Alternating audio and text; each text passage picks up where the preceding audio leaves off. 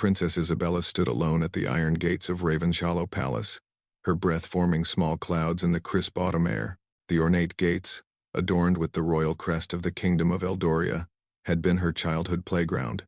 But tonight they felt like prison bars. Her fingers gripped the cold metal as she watched the empty courtyard beyond, waiting for a car that should have arrived hours ago. The princess wore a simple blue coat over her evening dress, having rushed out of the state dinner when she received the urgent message. Her dark hair, usually perfectly arranged for royal functions, now hung loose around her shoulders. At 28, Isabella had learned to carry herself with the grace expected of royalty. But tonight her composure was cracking. The message had been brief and cryptic. Her personal secretary, Margaret, had slipped her a folded note during the dinner with visiting diplomats from neighboring kingdoms. Gate, midnight, come alone. Critical family matter. Was all it said. Margaret had served the royal family for 30 years and had never requested such a secret meeting. Isabella checked her diamond watch again. It was now past 1 in the morning, and the palace grounds were eerily quiet. The security guards had been told she was taking a private walk in the gardens, something she often did when stressed about royal duties. But this felt different. The weight in her stomach told her that whatever Margaret needed to tell her would change everything. The Kingdom of Eldoria had been peaceful for decades under her father King Edmund's rule. Isabella was his only child, which meant she would inherit the throne when he stepped down. She had spent her entire life preparing for this responsibility, studying politics, languages, and diplomacy. The people loved their future queen, and she had always felt proud to serve them. But lately, something had felt wrong in the palace. Her father seemed distant and worried, often having hushed conversations with his advisors that stopped whenever she entered the room. Her mother, Queen Helena, had been unusually quiet during family dinners, picking at her food and avoiding eye contact. Isabella had attributed it to stress from recent trade negotiations with rival kingdoms, but now she wondered if there was something more. A black sedan finally appeared at the end of the long driveway, its headlights cutting through the darkness. Isabella's heart began racing as she recognized Margaret's car.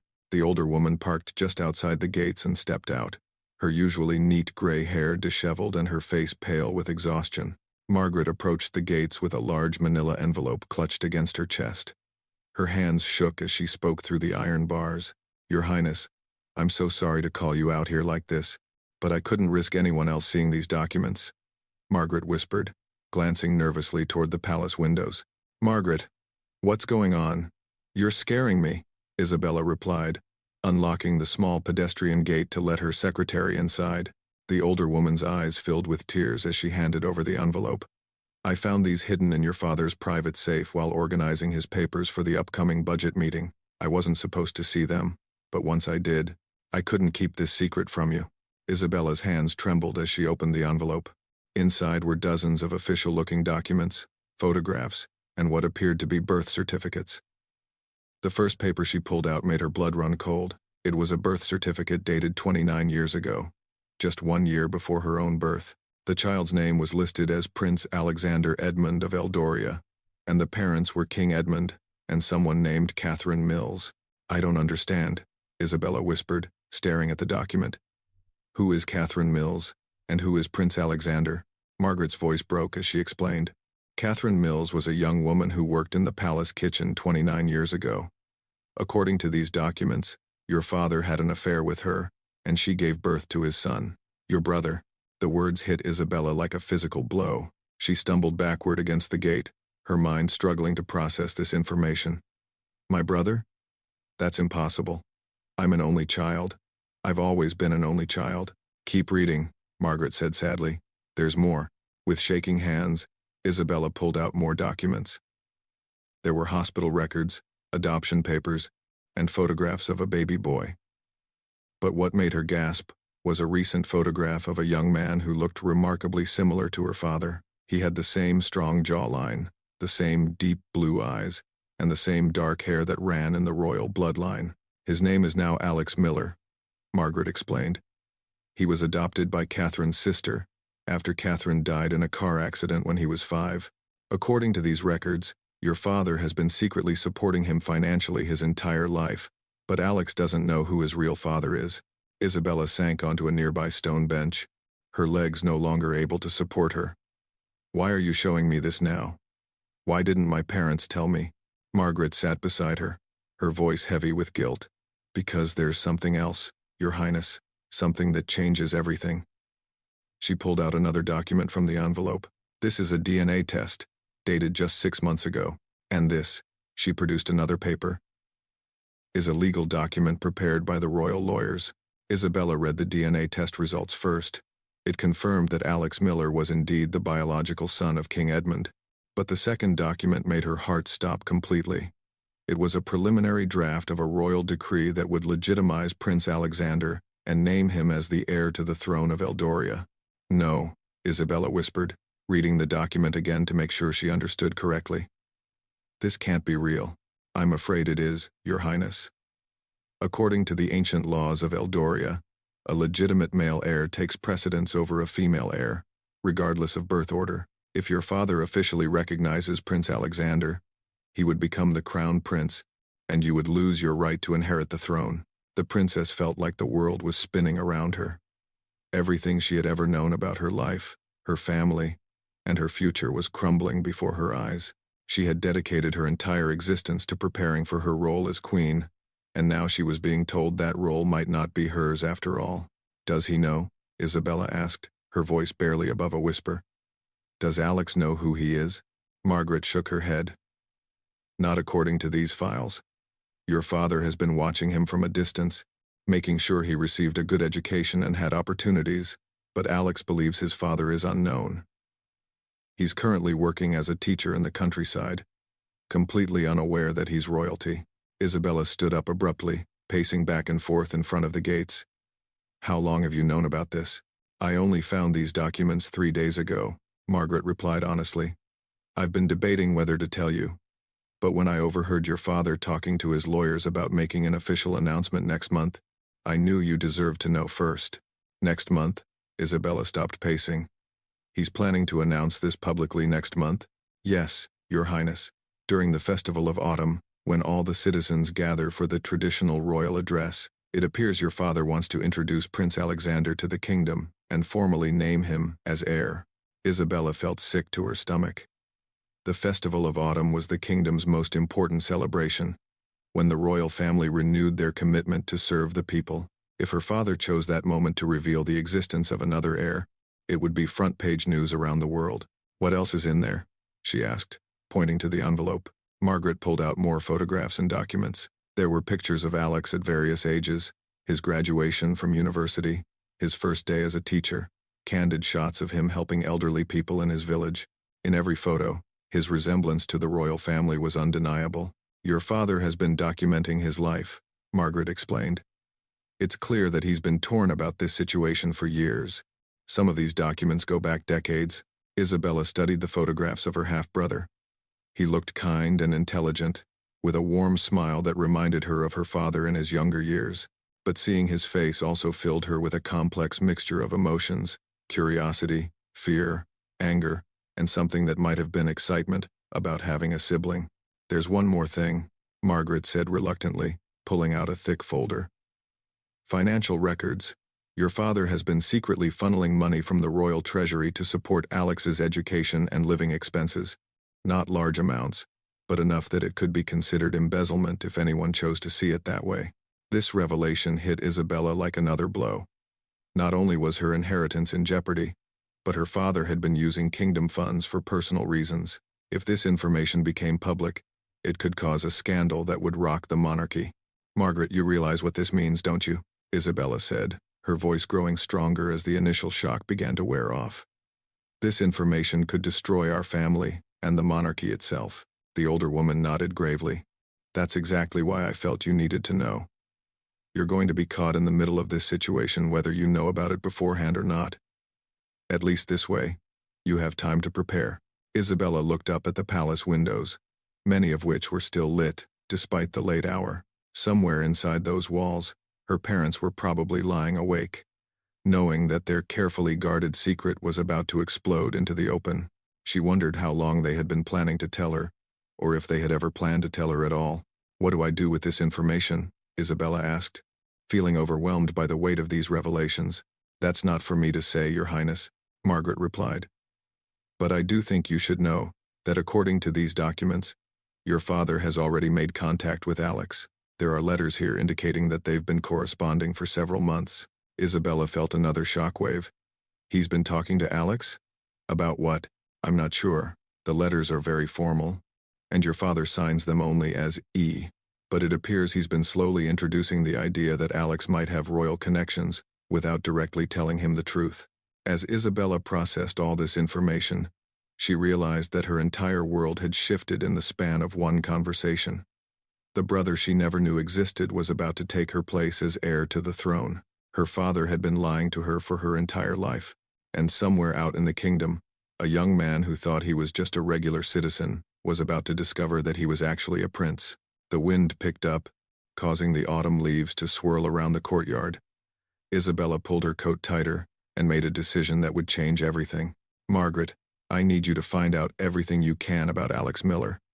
Where exactly does he live? What school does he teach at? Who are his friends? I need to know everything about my brother before my father makes his announcement. Margaret looked surprised. Your Highness, what are you planning to do? Isabella's eyes hardened with determination. I'm going to meet him myself.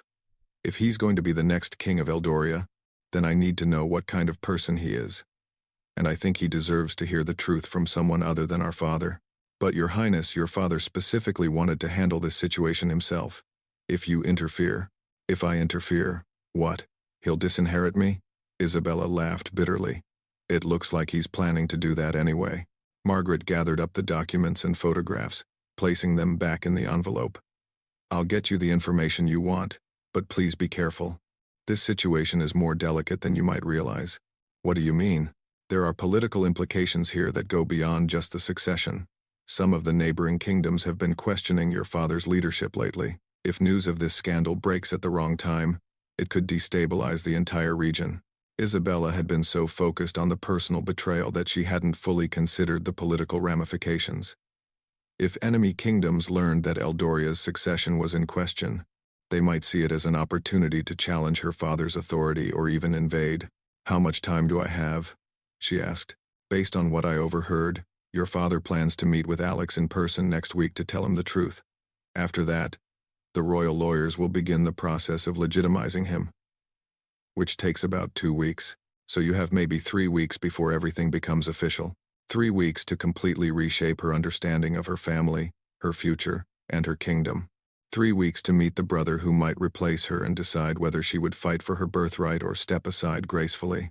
As Margaret drove away into the night, Isabella remained at the gates for another hour, staring up at the palace that had been her home for 28 years.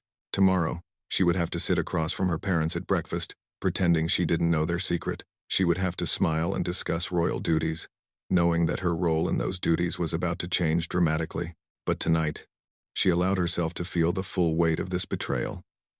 Her parents had lied to her about something that affected the very core of her identity. They had made plans for her future without consulting her, and they were prepared to strip away everything she had worked for to give it to a stranger.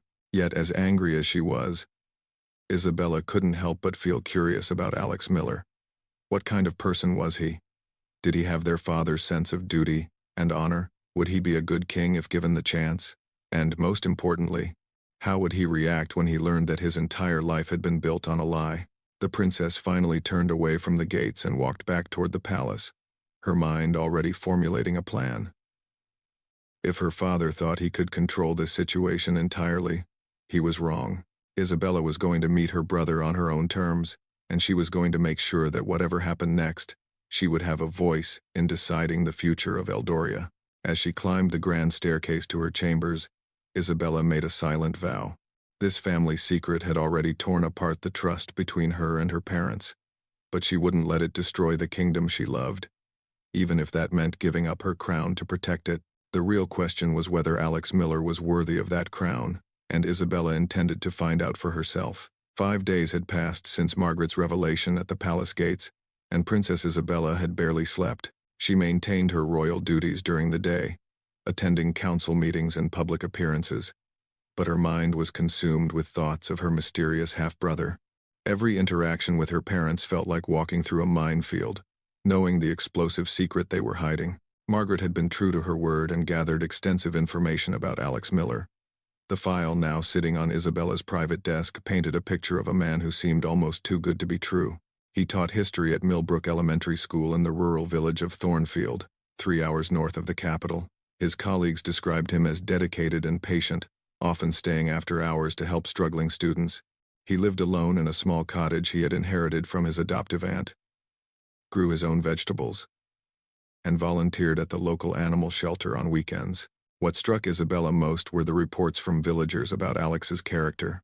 He had organized fundraisers for families affected by last year's flooding, helped elderly residents with repairs to their homes, and even started a free tutoring program for children whose families couldn't afford educational support. The more she learned about him, the more conflicted she became. During breakfast with her parents that morning, Isabella studied their faces carefully. King Edmund pushed his eggs around his plate, his usually sharp blue eyes distant and troubled. Queen Helena made small talk about the upcoming autumn festival preparations, but her voice lacked its normal warmth. The tension in the room was almost suffocating. "Father," Isabella said carefully, setting down her teacup, "you seem preoccupied lately. Is there anything troubling you that we should discuss?" The king's fork clattered against his plate. "Nothing that concerns you, my dear. Just routine matters of state." Isabella noticed how her mother's hand tightened around her coffee cup. "Mother, you've been quiet as well. Are you feeling all right?" Queen Helena forced a smile. "Just tired, sweetheart. The social calendar has been quite demanding." The lies came so easily to them, Isabella realized. They had obviously been practicing these deflections, preparing for her questions. It made her wonder how many other secrets they had kept from her over the years. Speaking of the autumn festival, Isabella continued, watching their reactions. "What's planned for your traditional address to the kingdom? Anything special this year?" Her father's jaw tightened almost imperceptibly. "The usual remarks about our commitment to serving the people. Nothing about succession planning?" The council has been discussing the importance of ensuring smooth transitions in leadership. King Edmund set down his utensils and looked directly at his daughter. "Isabella, when I'm ready to discuss succession, you'll be the first to know. But I won't be," Isabella thought bitterly. Alex would be. Their secret meetings had already begun. According to Margaret's intelligence, her father had been making discreet trips to Thornfield, disguised as hunting excursions with old friends. After breakfast, Isabella retreated to her private study and called for her personal guard, Captain James Hartwell. James had been protecting her since she was 16, and had become more of a friend than just security. If anyone could help her navigate this situation, it would be him. "Your Highness, you requested to see me?" Captain Hartwell entered and stood at attention, his tall frame and graying temples making him look distinguished in his dark uniform. "James, please sit. I need your help with something delicate." Isabella gestured to the chair across from her desk. "Of course, Your Highness. What can I do for you?" Isabella studied his honest face, knowing she was about to ask him to compromise his loyalties. "I need to travel to Thornfield Village without my parents' knowledge. Can you arrange transportation and ensure our trip remains confidential?" James's expression didn't change, but she could see the questions forming in his eyes. "May I ask the purpose of this visit?" "There's someone there I need to meet. Someone who may be important to the future of Eldoria." "Does this relate to the king's recent hunting trips to that region?" Isabella was surprised by his observation. "You know about those? It's my job to know where the royal family goes, even when they don't want me to know. His Majesty has been unusually secretive about these excursions, which made me curious.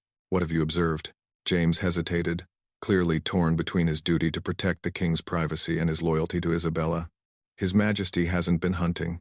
He's been visiting someone in the village, a young man who teaches at the local school." So James already knew about Alex, or at least suspected something.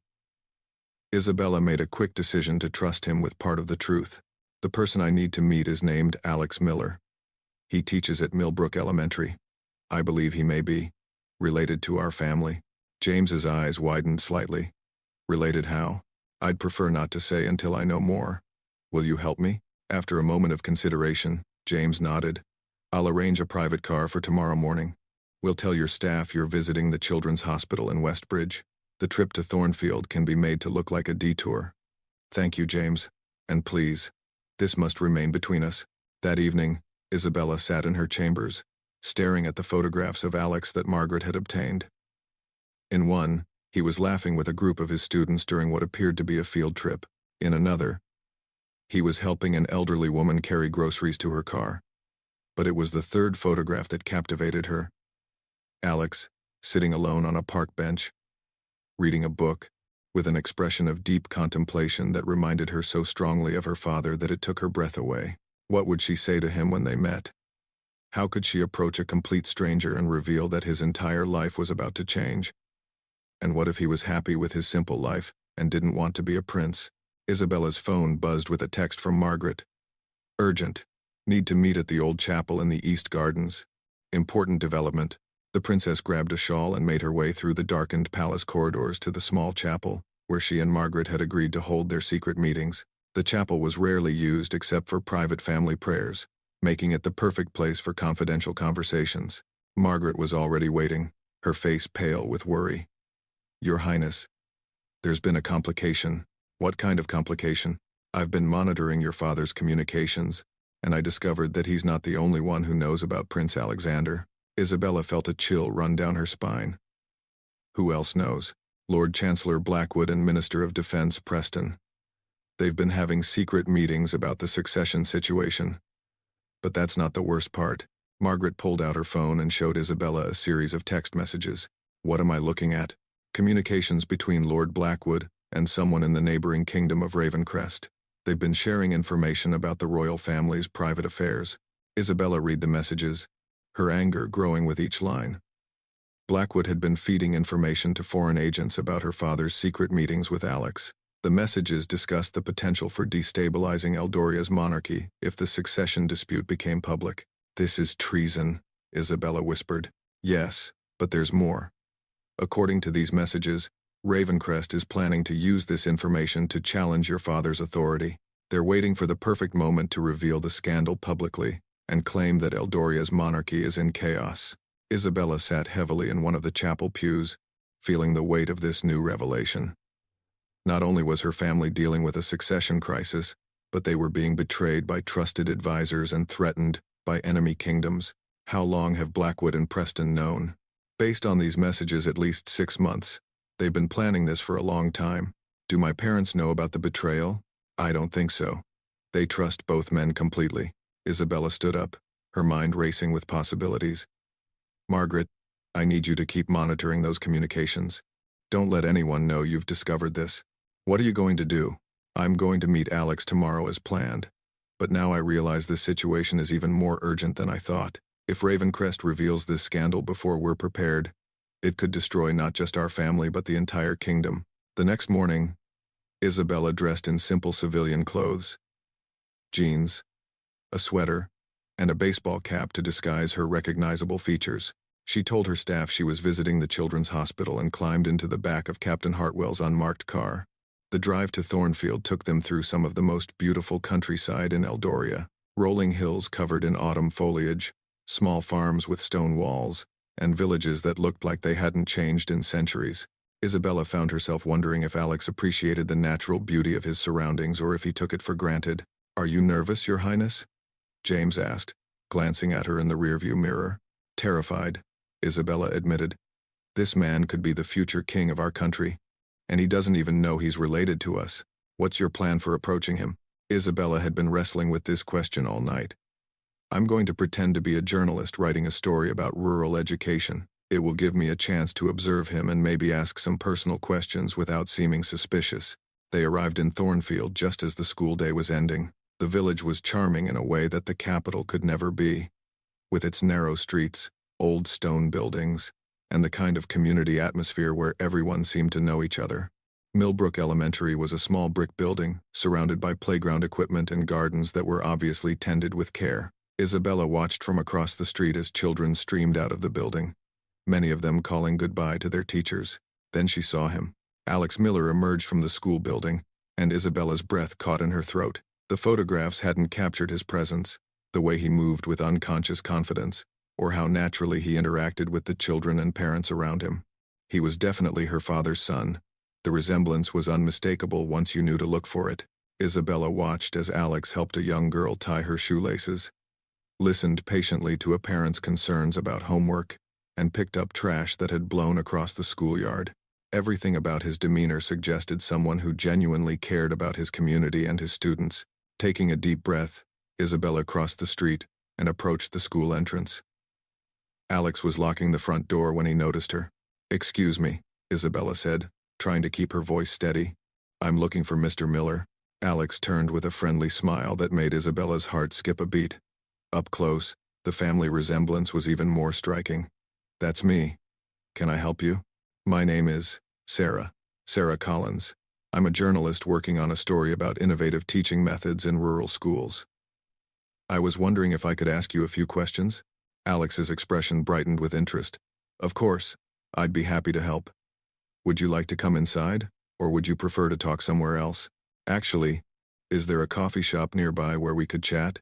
There's Maggie's Cafe just down the street. They make excellent scones." As they walked toward the cafe, Isabella found herself studying Alex's profile. He had their father's strong jawline and their mother's graceful way of moving, but there was something uniquely his own about him too. A warmth and openness that neither of his biological parents possessed. "So, rural education," Alex said as they settled into a corner booth at Maggie's Cafe. "What specifically interests you about it?" Isabella had prepared for this question, but sitting across from her half-brother made it hard to focus on her cover story. "I'm particularly interested in how teachers in smaller communities build relationships with their students and families. That's really the heart of what we do," Alex replied enthusiastically. "In a small village like this, you're not just a teacher, you're part of the community. These kids aren't just students. They're my neighbor's children, my friends' children. That must create interesting challenges and incredible rewards. When you've known a child since they were 5, and you watch them grow and learn and develop their own personality. It's amazing." Isabella found herself genuinely impressed by his passion for teaching. "Do you ever think about doing anything else?" Alex paused, stirring sugar into his coffee. "You know, that's an interesting question. I've been getting some unusual opportunities lately." "What kind of opportunities?"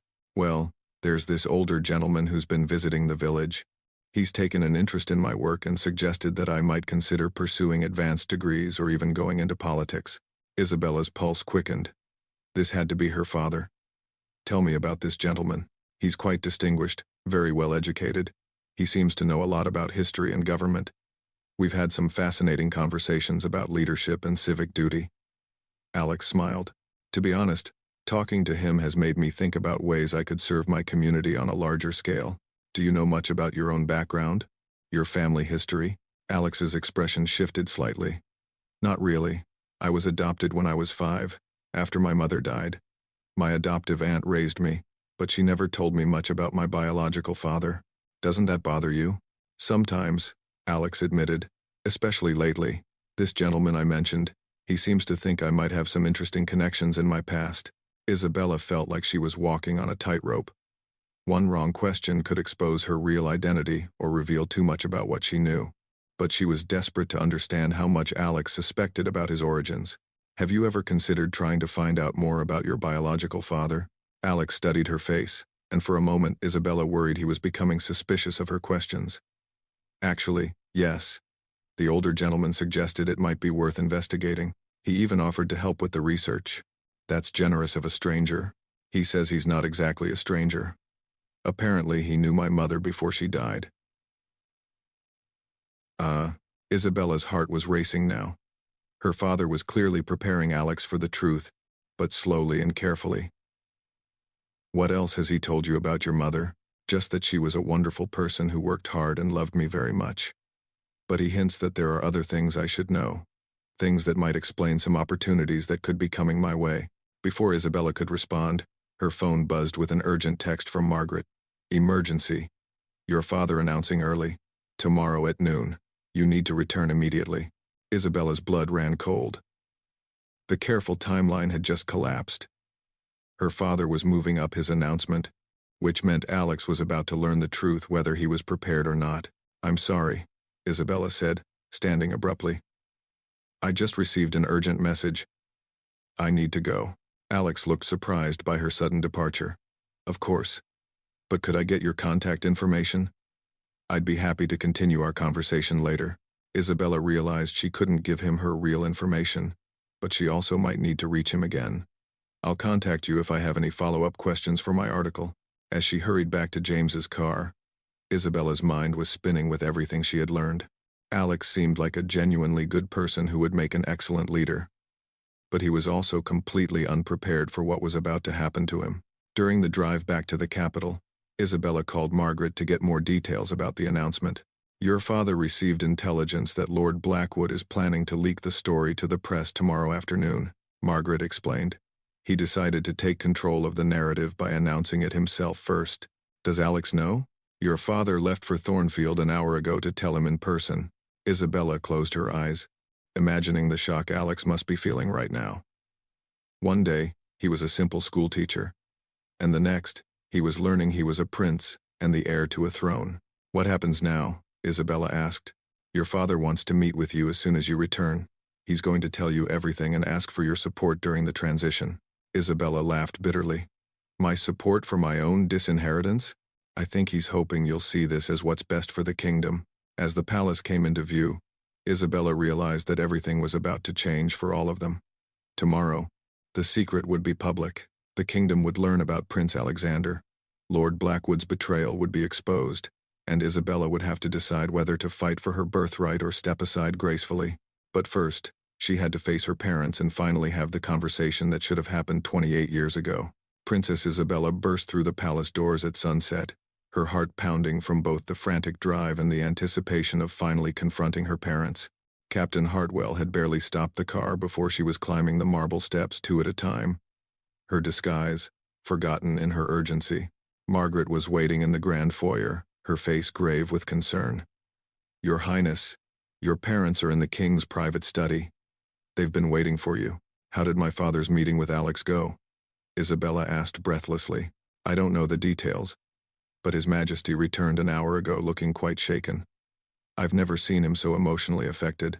Isabella straightened her shoulders and walked purposefully toward her father's study. The heavy oak door was closed, but she could hear muted voices from within. She knocked firmly. Come in, her father's voice called out.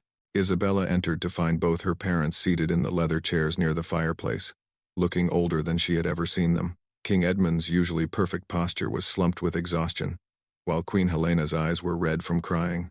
Isabella, her mother said, rising to embrace her. We need to talk. Yes, we do, Isabella replied, stepping back from the embrace. About my brother. Both parents froze. The silence stretched uncomfortably long before King Edmund finally spoke. How long have you known? 5 days. Margaret found the documents in your safe. The king's jaw tightened with anger, but it was directed at himself rather than his secretary. Margaret was doing her job. The fault is mine for not telling you sooner. 28 years sooner, Isabella said, surprised by the steadiness of her own voice. Queen Helena's composure finally cracked. Isabella, you have to understand. We were trying to protect you. Protect me from what?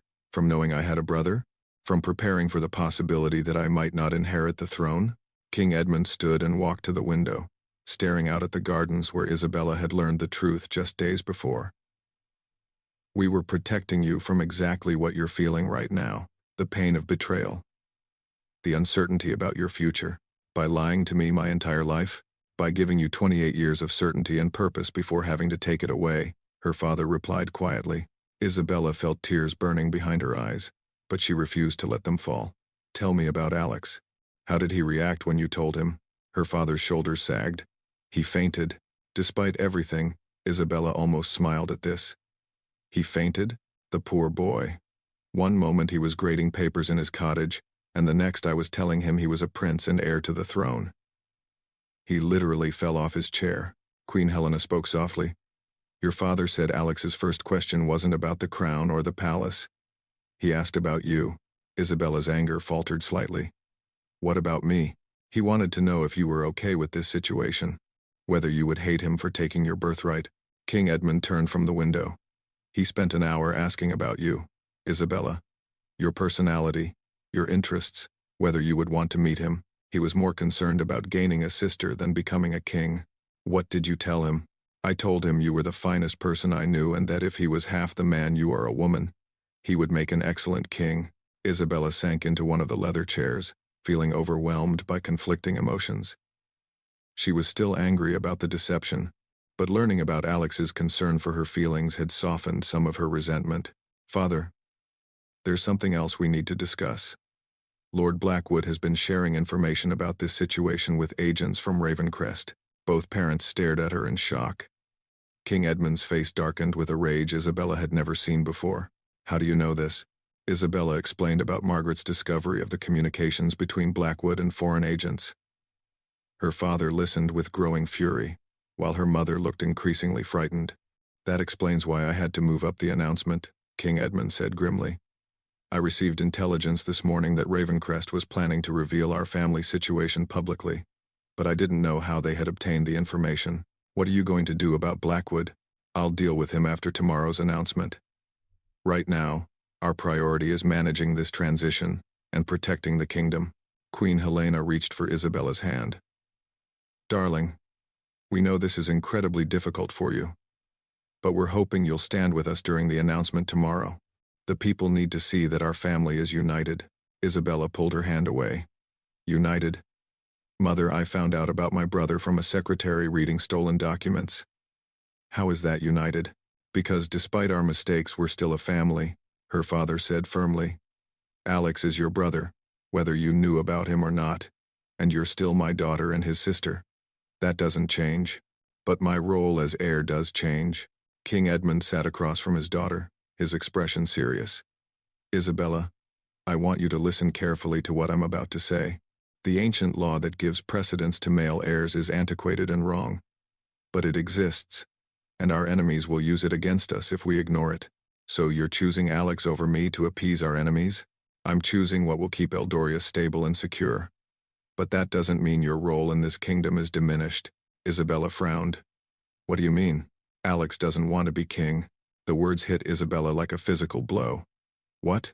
"When I offered him the crown, he asked if there was any way you could keep it instead. He said he wasn't prepared for royal responsibility and that it rightfully belonged to you." Isabella's mind reeled.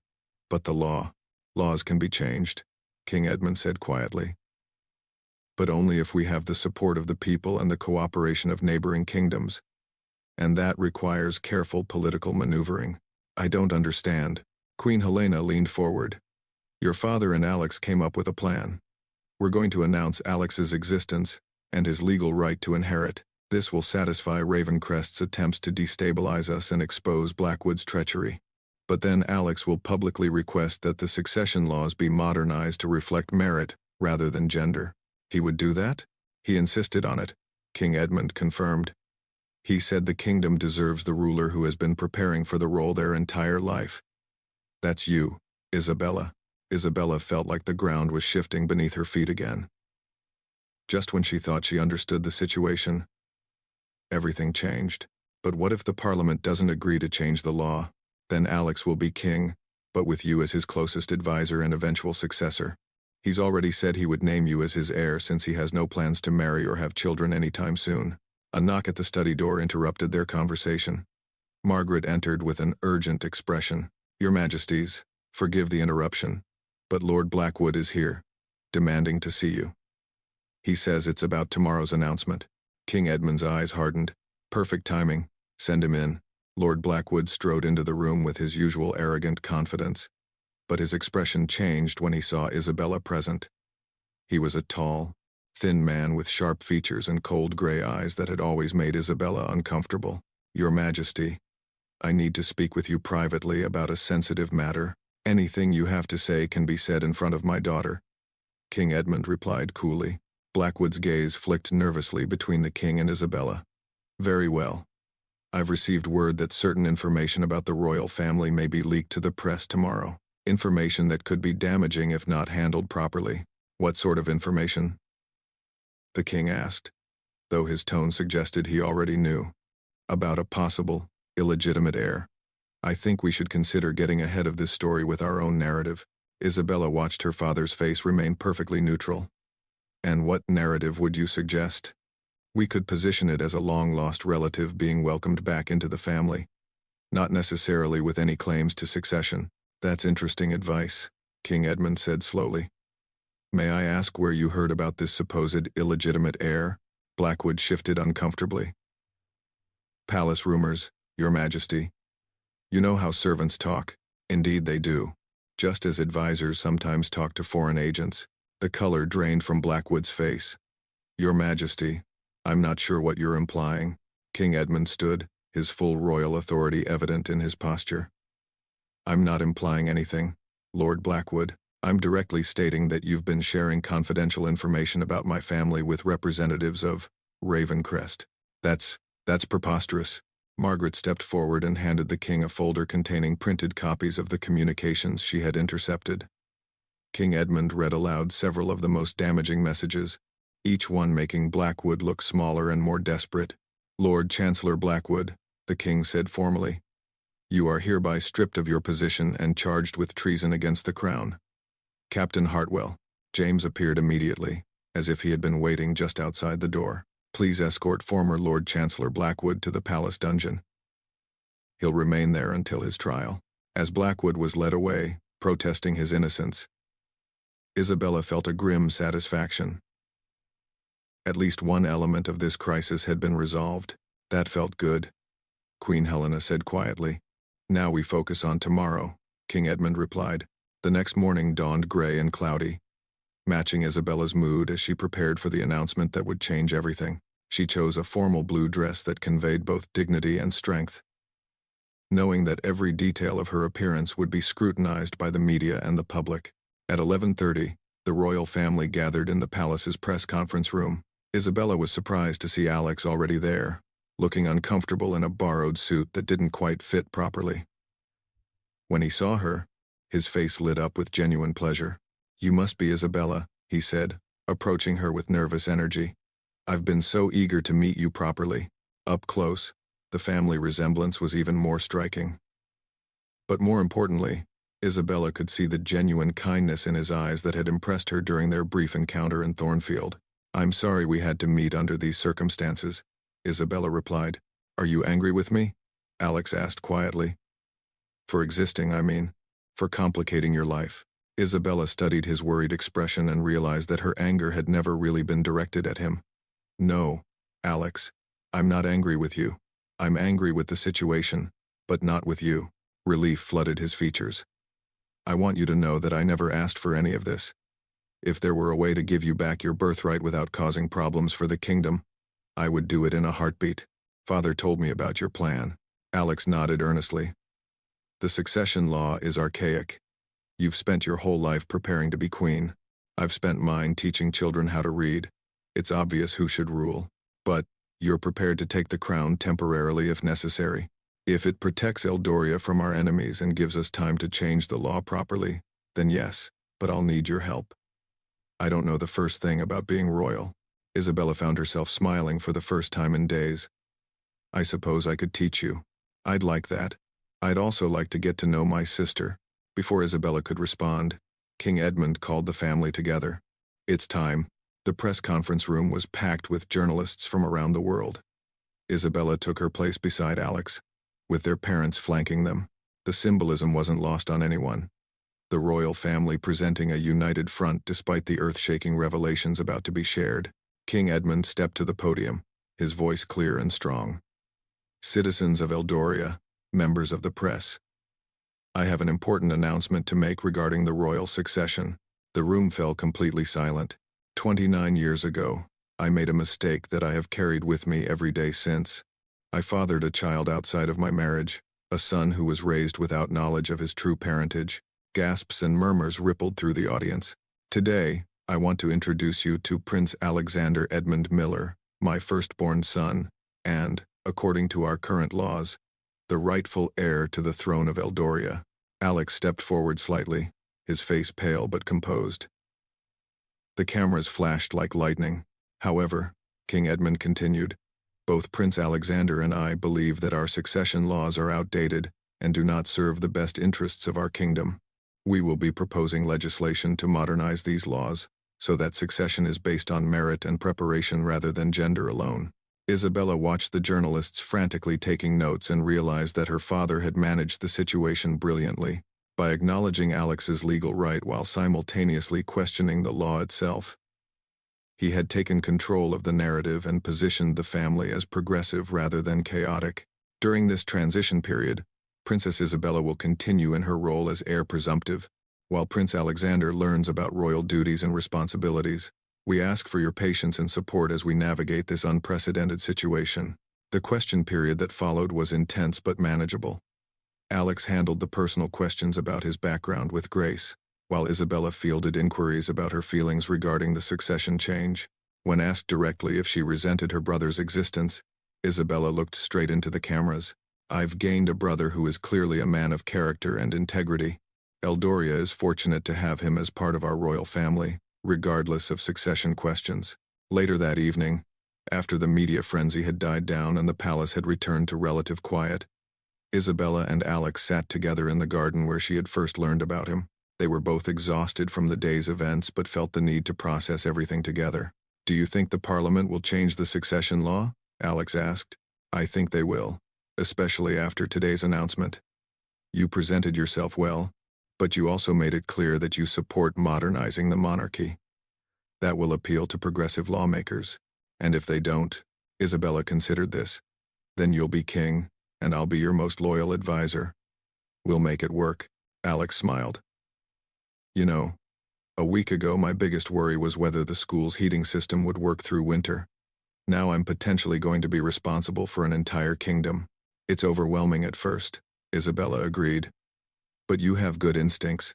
You care about people, which is the most important quality a ruler can have. Thank you. That means a lot coming from you."